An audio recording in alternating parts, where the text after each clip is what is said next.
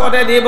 সুতরাং বীরত্ব প্রকাশ করার জন্য আমার নবীর সাথে কথা বলতে লাগলো, মাইয়ামনাউকা মিন্নি ইয়া মুহাম্মদ, মাইয়ামনাউকা মিন্নি ইয়া মুহাম্মদ, মাইয়ামনাউকা মিন্নি ইয়া মুহাম্মদ। এ মুহাম্মদ, আমার হাত থেকে তোমাকে কে রক্ষা করবে, কে রক্ষা করবে, কে রক্ষা করবে?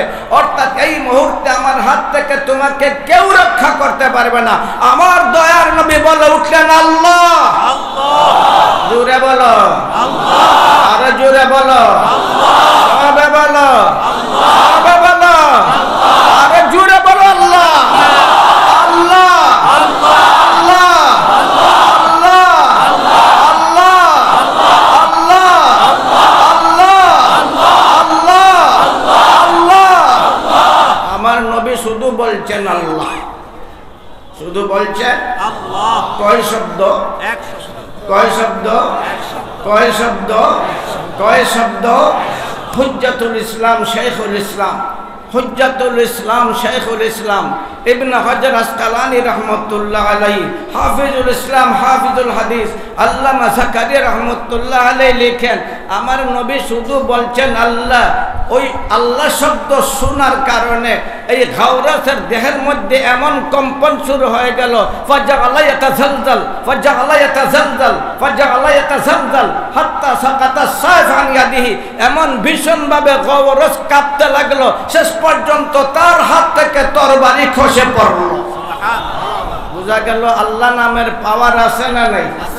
জোরে বলো না, আরে জোরে বলো না, সবে বলো আল্লাহ, বলো আল্লাহ, বলো আল্লাহ। আমাদের রব কে? জমিনের রব কে? আসমানের রব কে?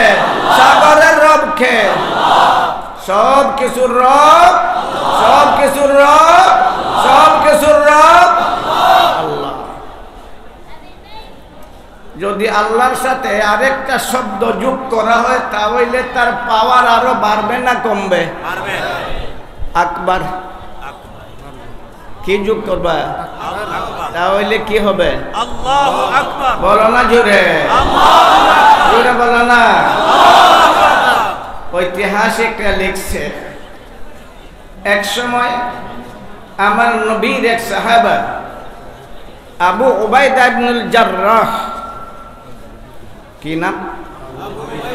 আবু উবাইদা ইবনুল জাররাহ, যার ব্যাপারে আমার নবীর ঘোষণা, লিকুল্লি উম্মাতিন আমিন ওয়া আমিনু হাদিহিল উম্মাহ আবু উবাইদা ইবনুল জাররাহ। সেই আবু উবাইদা ইবনুল জাররাহ রাদিয়াল্লাহু তাআলা আনহু ছিলেন প্রধান সেনাপতি। গোয়েন্দাদের মারফতে তিনি জানতে পারলেন রোম সম্রাট দুনিয়ার সকল বাতিল শক্তিকে নিয়ে নির্বাচিত 60,000 সেনাকে একত্রিত করেছে মদিনার উপর আক্রমণ করার জন্য। কয় হাজার? 60,000। কয় হাজার? নির্বাচিত বাসা বাসা সেনাদেরকে একত্রিত করেছে, যাদের সংখ্যা ছিল 60,000। আবু উবাইদা রাদিয়াল্লাহু তাআলা আনহুর অধীনে সর্বমোট সেনা সংখ্যা ছিল 20,000। সর্বমোট সেনা ছিল কয় হাজার? 20,000। আর তাদের নির্বাচিত সেনার সংখ্যা হচ্ছে 60,000। আবু উবাইদা ওই সংবাদ পেয়ে চিন্তার সাগরে নিমজ্জিত হয়ে গেলেন। তার চেহারা ফুটছিল না, তার চেহারা বিবর্ণ, চিন্তায় চিন্তান্বিত হয়ে গেলেন। সাধারণ সেনারা তার চেহারা দেখে তারাও হতবাক, কি হয়ে গেল আমাদের প্রধান সেনাপতি, তার চেহারা কেন বিবর্ণ, তার মুখ থেকে কথা ফুটছে না কেন? তারাও চিন্তান্বিত হয়ে গেল। একদিন আবু উবাইদা ইবনুল জাররাহ রাদিয়াল্লাহু তাআলা আনহু তার সাধারণ সেনাদেরকে নিয়ে বসছেন, আর ওই সময় জুস এসে গেছে। মাঝে মধ্যে জুস আসে না? বলো না, জুস আসে না নাই? জোরে বলো না, জুস আসে না নাই? জুস আসলে শক্তি বাড়ে না কমে? বাড়ে না কমে? বুড়া ওই সময় জন হয়ে যায়। জুস আইলে বুড়া, বলো না। হাজি সাহেব যে সময় বলে লাব্বাইক লাব্বাইক লাব্বাইক লাব্বাইক লাব্বাইক আল্লাহুম্মা লাব্বাইক লা শারীকা লাকা লাব্বাইক ইন্নাল হামদা ওয়ান নি'মাতা লাকা ওয়াল মুলক লা শারীকা লাক, যখন বলে তখন বুড়াও জন্মিয়ে যায়। আবু উবাইদা ইবনে জাররাহ রাদিয়াল্লাহু তাআলা আনহু তার সাধারণ সেনাদের সামনে অদ্ভুত একটা প্রস্তাব রাখলেন। হে আমার সাধারণ সেনারা, হে আমার সাধারণ সেনারা, তোমাদের মধ্য থেকে আমি একজন চাই, একজন চাই, একজন চাই ৬০,০০০ বাতিল সেনার মোকাবেলা করবে। কয়জন চাই? একজন। বলো না, কয়জন চাই? সব নীরব, কেউ জবাব দিচ্ছিল না, কেউ জবাব দিচ্ছিল না। অদ্ভুত ব্যাপার। আমরা ২০,০০০ আছি, একজন চায় কেন?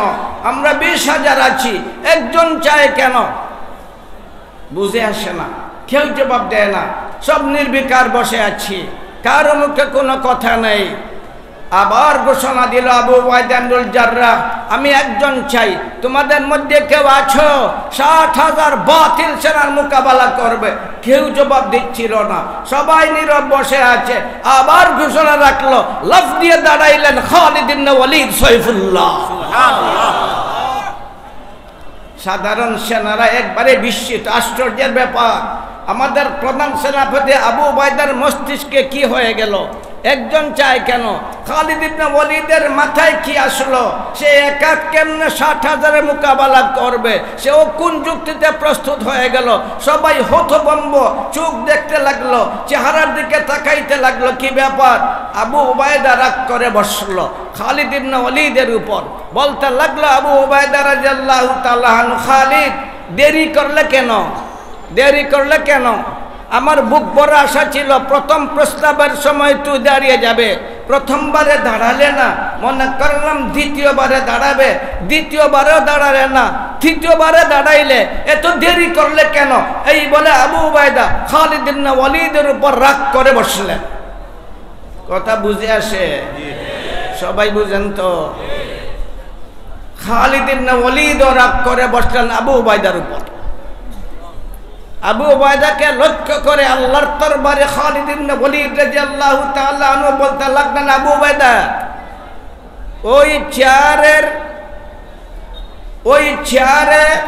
ওই চেয়ার ছিল আমার, প্রধান সেনাপতিত্বের চেয়ার ছিল আমার, ওই চেয়ারে আমি আসীন হতাম, আমি ছিলাম প্রধান সেনাপতি, তুমি ছিলে আমার অধীনের সাধারণ একটা সেনা। তুমি আমাকে জানো আমি কে, তুমি আমাকে জানো। আমার শরীরের এমন কোনো অঙ্গ নাই যে অঙ্গের মধ্যে বাতিলের তরবারির আঘাত নাই। তুমি জানো আমি দুনিয়ার যে প্রান্তে গিয়েছি সেইখানে বাতিল ধূলিসাৎ হয়ে গেছে, সত্যের পতাকা উড়ে গেছে।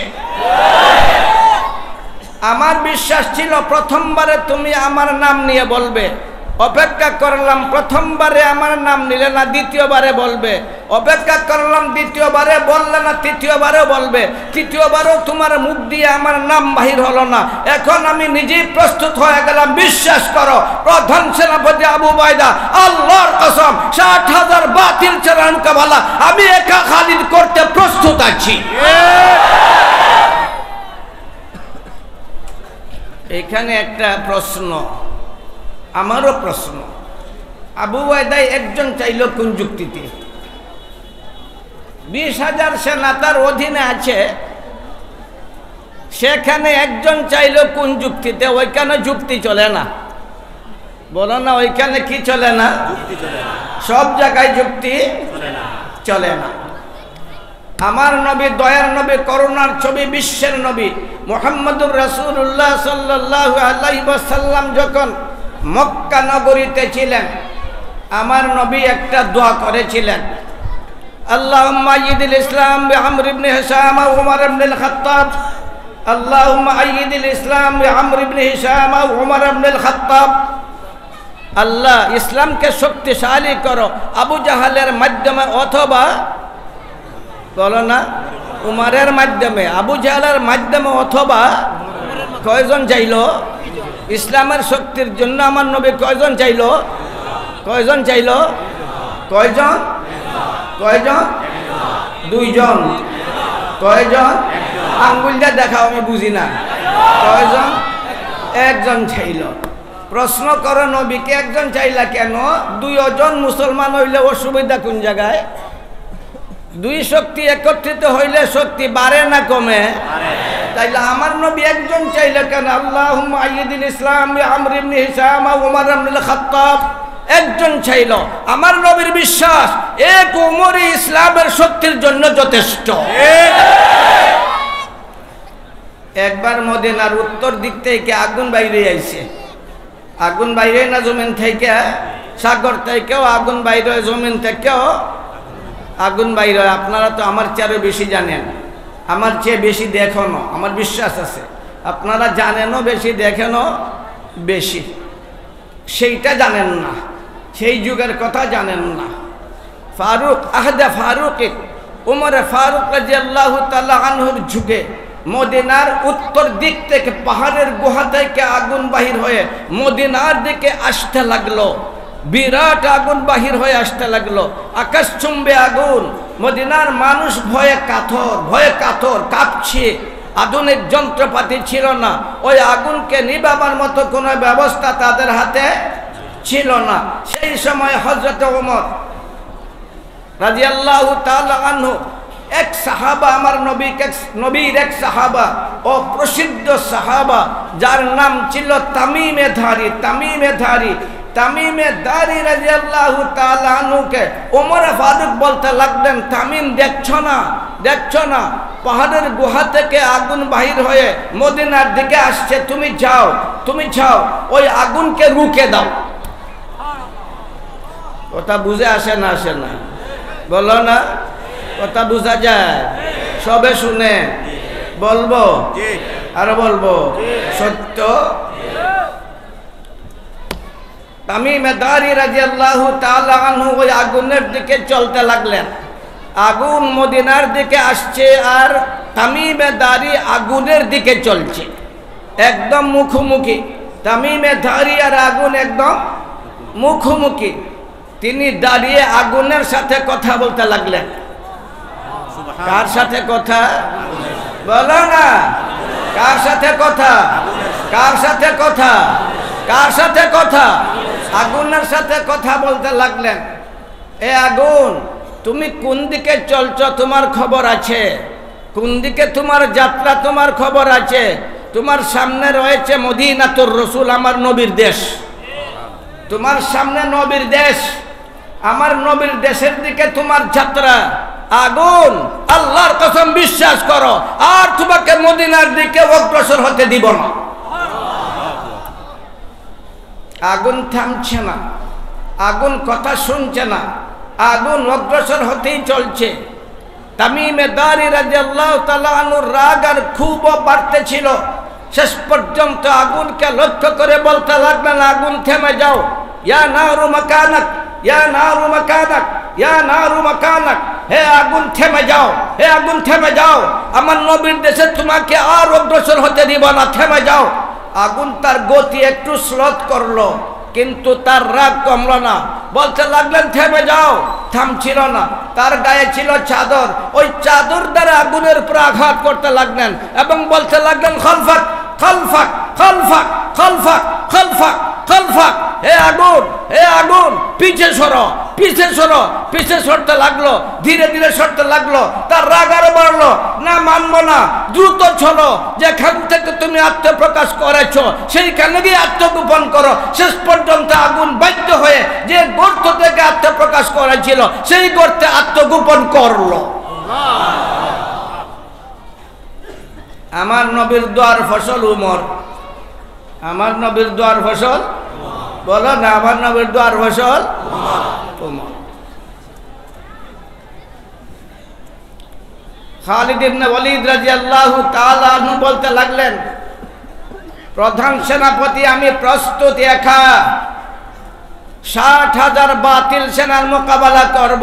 আবু উবাইদা রাদিয়াল্লাহু তাআলা আনহু বললেন, খালিদ তোমাকে আমি একা দিব না, আমি 59 জন সেনা নির্বাচন করে দিব তোমার সহায়তার জন্য। কতজন? 59 জন। খালিদকে নিয়ে কতজন? 60 জন। দুশ্মন কতজন? একজনের মোকাবেলায় কতজন? এখনো আমাদের যুক্তি মানে না, আমাদের যুক্তি ধরে না। একজনে আবার 1000-এর মোকাবেলা কেমন করে করবে? ওইটা কি সম্ভব? সম্ভব নয়।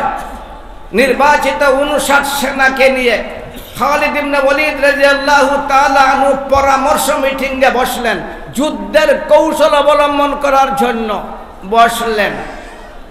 বলতে লাগলেন, নির্বাচিত 59 জন সেনা, আমাদের প্রধান সেনাপতি যেহেতু নির্বাচিত করে দিয়েছেন, এই জন্য তোমাদেরকে আমি সাথে নিতে চাই। তবে আমার শর্ত আছে 3টা। আমার শর্ত যারা মানবে তাদেরকে সাথে নিব, যারা আমার শর্ত মানবে না কাউকে সাথে নিব না, আমি একাই যাব। পরামর্শ সবাই বসছেন, শর্ত আরোপ করতে লাগলেন 3টা। প্রথম নম্বর শর্ত, তোমরা উযু করবে। সব হতবাক, যুদ্ধের ময়দান, তরবারির ঝঞ্ঝনানি, রক্তের ছড়াছড়ি, ওইখানে আবার কি ওযুর প্রয়োজন আছে? কিন্তু শর্ত আরোপ করলেন, প্রথম নম্বর শর্ত, সবাইকে ওযু করতে হবে। আমার শর্ত মানবে সাথে নিব, শর্ত মানবে না সাথে নিব না। তার মধ্যে কি রহস্য ছিল? রহস্য ছিল এই, ওযু করলে গুনাহ ঝরে। ওযু করলে, বলো না, ঝরে না? ঝরে না? উযু করলে গুনাহ ঝরে। যখন উযু করবে গুনাহ ঝরে যাবে। যখন গুনাহ ঝরে যাবে তখন সৃষ্টির ভয় অন্তর থেকে দূর হয়ে যাবে, আল্লাহর ভয় অন্তরে প্রতিষ্ঠিত হবে। যখন আল্লাহর ভয় অন্তরে প্রতিষ্ঠিত হয়ে যাবে, 60,000 না 60 লাখ সেই চিন্তা তার কখনো থাকবে না।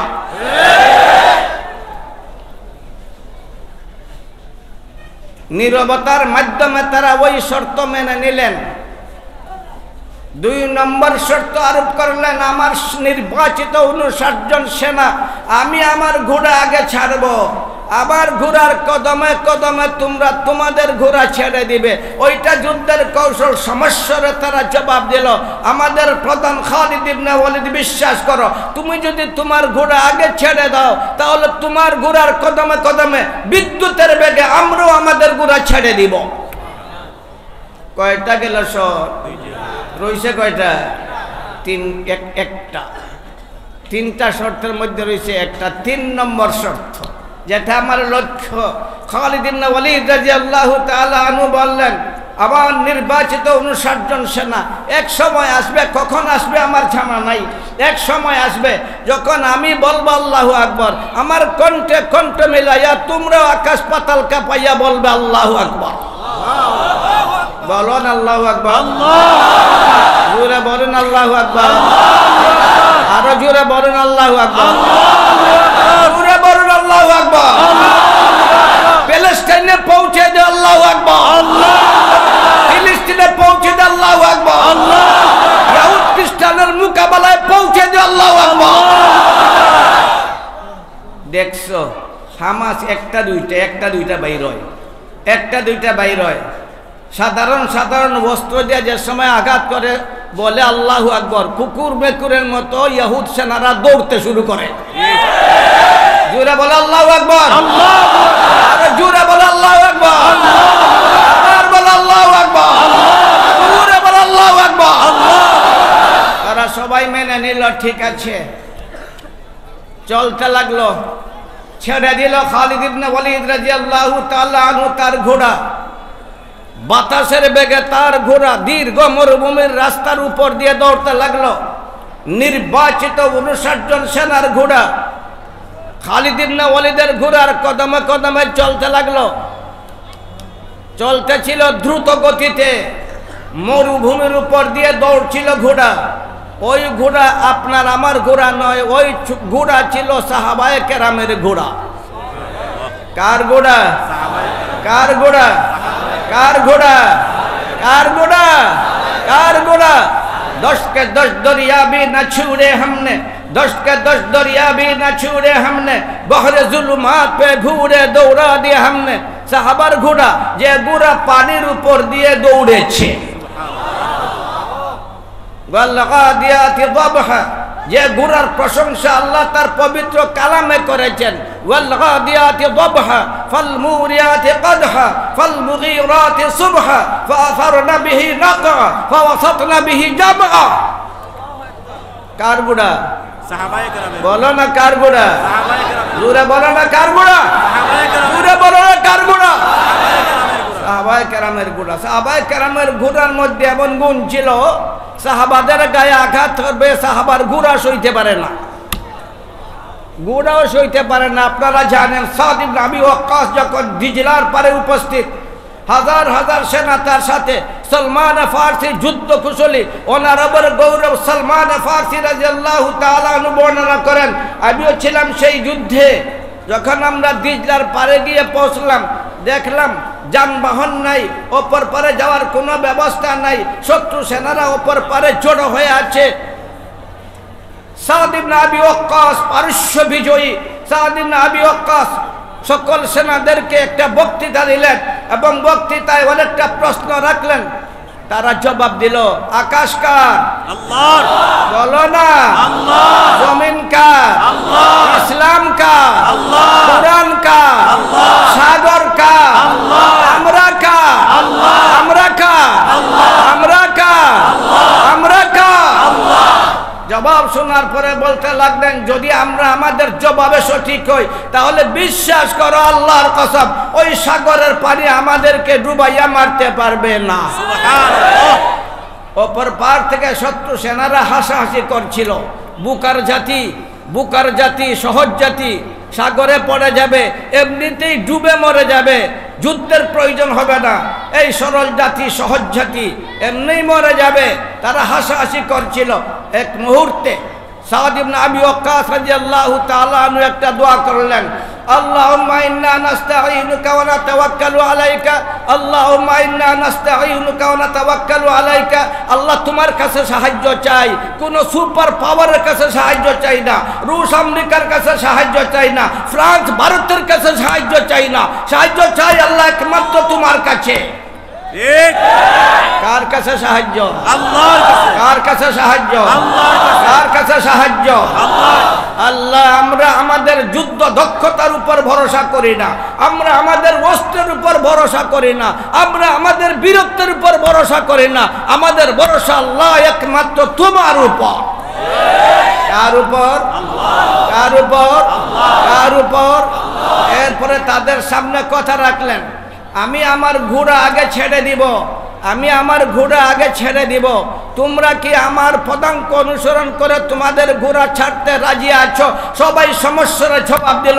সলমান ফারসির বক্তৃতা, হাজার হাজার সেনারা একসাথে জবাব দিল, আমাদের প্রধান সেনাপতি সাদ ইবনে আবি ওয়াক্কাস, তুমি যদি পানির উপর দিয়ে তোমার ঘোড়া ছেড়ে দাও, বিশ্বাস করো আল্লাহর কসম, আমরা তোমার ঘোড়ার কদমে কদমে আমাদের ঘোড়াও দিজলার পানির উপর দিয়ে ছেড়ে দিব। হাসতেছিল, শত্রুরা হাসতেছিল, পাগলের দল, পাগলের দল, নির্বুদের দল, পানির উপর দিয়ে ঘোড়া চালাইয়ে দিবে, তারাও মরবে, ঘোড়া বাঁচবে না, ঘোড়াও মরবে, বলো না, ঘোড়াও মরবে, তারাও মরবে, যুদ্ধের প্রয়োজন নাই।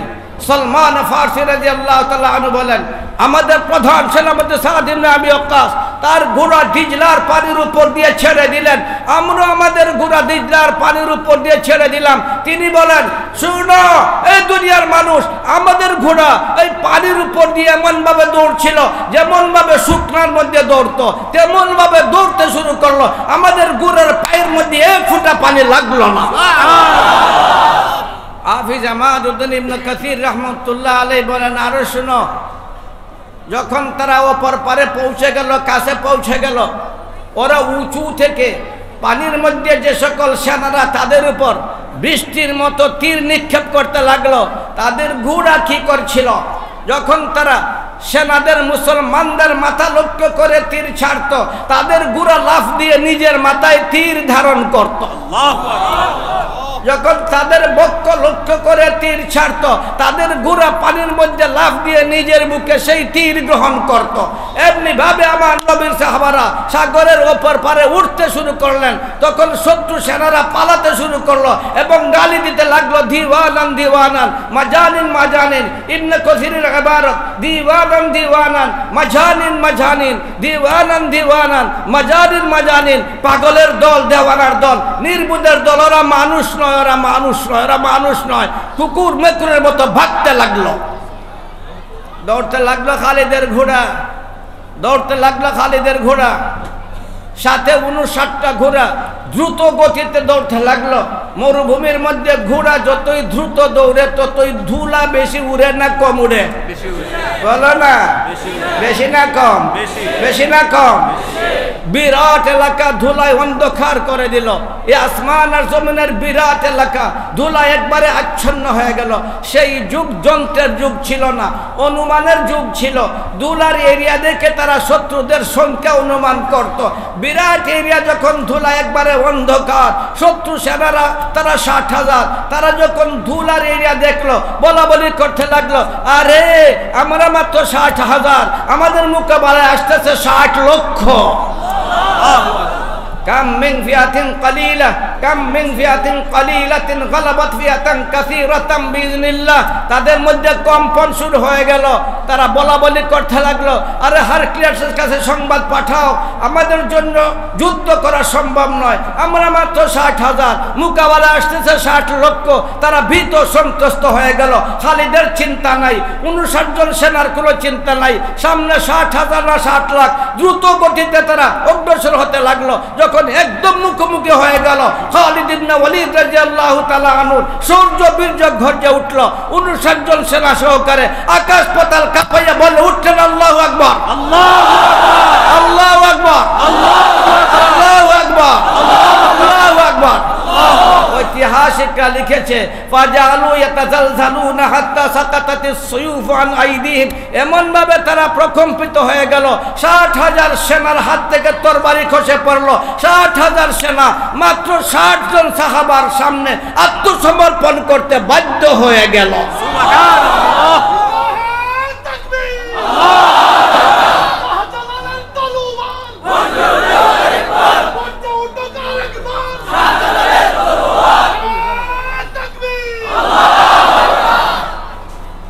শাহজালালের তরবার তো অনেক কাছে মিয়া। খালিদ না বলে খালিদের তরবার বলো, বলো খালিদের তরবার।